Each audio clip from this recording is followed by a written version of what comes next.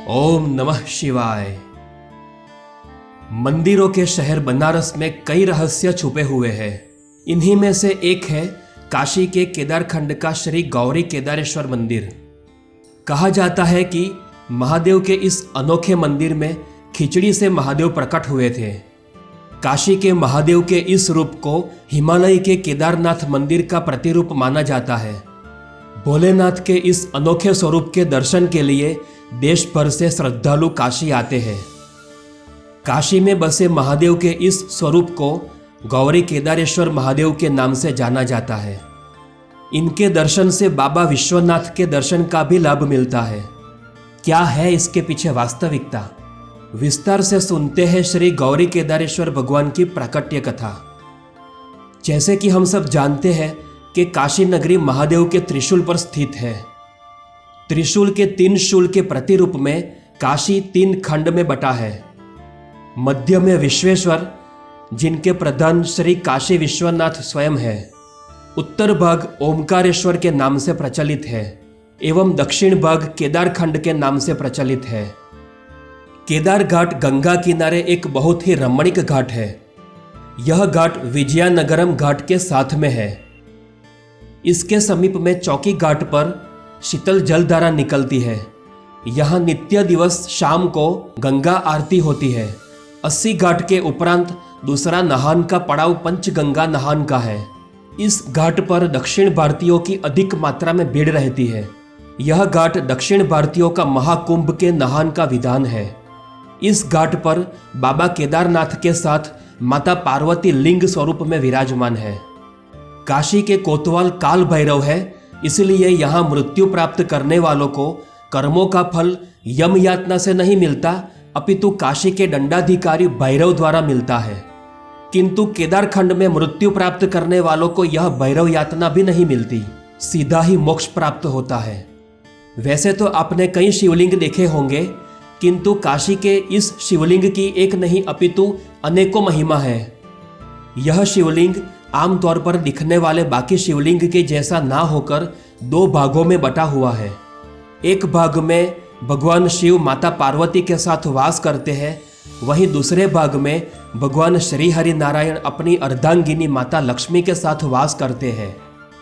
एक पौराणिक कथा के अनुसार राजा मांधाता नित्य शंकर भगवान की पूजा अर्चना करते एवं दान इत्यादि करते, उसके उपरांत ही भोजन करते थे। यह उनका नित्य कार्य था।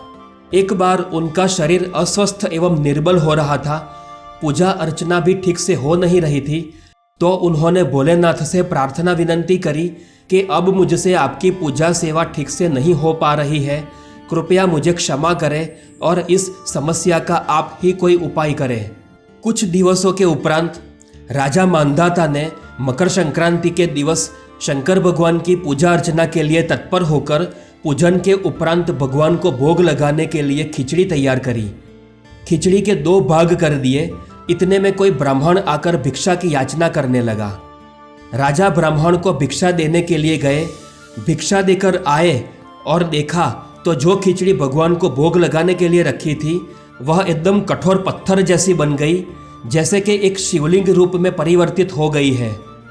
तो राजा ने समझ लिया कि भोले बाबा ने उनकी खिचड़ी का भोग स्वीकार कर लिया और स्वयं खिचड़ी के बने शिवलिंग में विराजमान हो गए।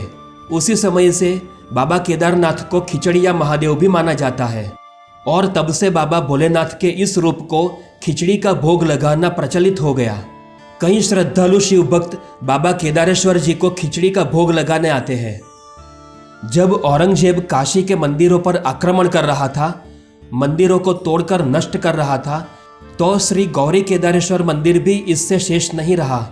उसने इस मंदिर पर भी आक्रमण किया और इस मंदिर को भी तोड़कर नष्ट करने का प्रयास कर रहा था, किंतु इस मंदिर में कुछ ऐसा हुआ कि औरंगजेब और उसके सैनिकों के पास वहां से भागने के सिवा कोई विकल्प ही नहीं बचा। मंदिर में पहुंचकर उसने नंदी जी पर तलवार से प्रहार किया, जिसके चिन्ह आज भी नंदी जी पर उपस्थित है। परंतु उसी समय मंदिर के भीतर से भौरों के विशाल झुंड ने औरंगजेब को वहां से भागने के लिए विवश कर दिया। तत्पश्चात औरंगजेब ने कहा था कि इस मंदिर में कोई बहुत ही प्रभावशाली बाबा रहता है और औरंगजेब की मनमानी नहीं चली तो उसने अपनी पराजय स्वीकार कर ली। इतना ही नहीं, उसने एक पित्तल का 2.5 मन का भारी घंटा भी मंदिर को भेंट में दिया, जो आज भी मंदिर के ऊपरी भाग में उपलब्ध है। गौरी केदारेश्वर मंदिर में पूजा अर्चन एवं मंदिर प्रबंधन का कार्य दक्षिण भारतीय कुमारस्वामी मठ द्वारा किया जाता है। कुमारस्वामी मठ में बाबा केदारनाथ जी के लिए नित्य भोग के लिए खिचड़ी बनाई जाती है। हर हर महादेव। ओम श्री गौरी केदारेश्वराय नमः।